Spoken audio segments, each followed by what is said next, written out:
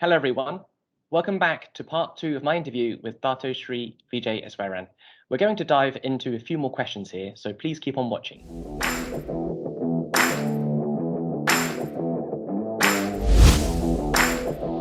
During the previous session, you said that good managers are micromanagers. Yes. Well, that's how they start, yes. How does this scale as the manager is climbing the corporate ladder? When they get to a certain level, for example, a chief level, if they're still micromanaging their team, is that really a good thing? Let me paraphrase what Richard Branson said at one point. He said, everything that you learn, everything that you pick up along the way to become a millionaire, you have to virtually eradicate and erase to become a billionaire. It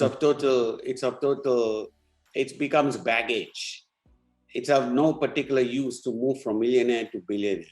Because see, a millionaire needs to manage his funds, needs to manage his company, needs to manage everything at a micro level. Mm-hmm. That's how you become a millionaire. But a billionaire cannot do that. A billionaire needs to manage other millionaires. Billionaire needs to make other millionaires, and he needs to manage them, which is a total different, approach and philosophy. The strategy is so fundamentally different. You cannot get into however. You see, when you have 10 managers under you who are good, because you are now a CEO or a chief, then you have 5 or 10 managers under you. And each of them have their own style and their own approach. Now, if you were a micromanager, you want every one of them to be a mini you. Having a mini you 10 times over does not mean that the company benefits or you benefit. You get my point? You want them all to be the best they can be in their own way, in their own style. Why would you interfere? How would you effectively exchange constructive criticism with our managers and or our team members without either parties coming off as arrogant or condescending? Can you share any tips on that front? Well, the word is constructive. All right. That's fundamentally, that's the key word right there, constructive. So if the criticism is constructive, it will also come with a solution. Okay. All right. On the other hand, you have destructive as well. Simply criticism, who are there to poke holes in every theory because they don't know anything better. Now, I wouldn't say they're useless, but I would not be paying the same attention to them as I would to someone who is coming to me with constructive criticism. In fact, the term for constructive criticism, to put it accurately, is to critique. Right. So when you critique, you are looking at both sides of the coin, the positive and the negative. And ultimately, I'm looking, for people who give me solutions, or at least give me the path to a better solution. Very well. Thank you for that. I have another question to ask. This one's an interesting one. Would you rather promote an experienced and competent manager who actually has toxic traits, or promote someone with great emotional intelligence but with a lot less job experience? I've never met both these individuals you're talking about. Okay.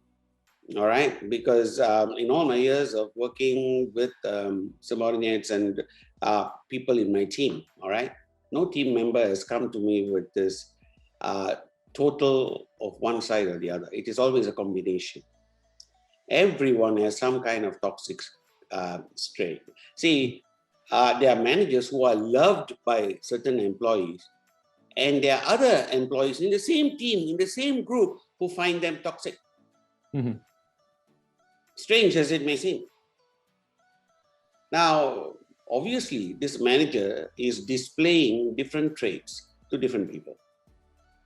And it is wholly possible because the human personality is such that you like others and you don't like others. So favoritism, all of this comes into play. It is invariable. So I've always found that there are variations of gray. Nobody's black and white. Everyone that I've had to placed into positions come to me with different shades of gray. So I have to accept their so-called, partial toxic traits alongside with their great managerial skills sometimes. And this is where they all fall in between. So it's a matter of the ratio. Mm-hmm. And at some point, you see, because of the fact that I have balanced both sides in selecting them, I also have to keep my thumb and to watch them, because the point is for them to slowly drop the toxic traits. And that will take a little while. And that takes, a little bit of effort. And that's what all this nagging is about. Right. That's all for part 2. We'll be continuing our conversation with Dato Sri in part 3. Stay tuned.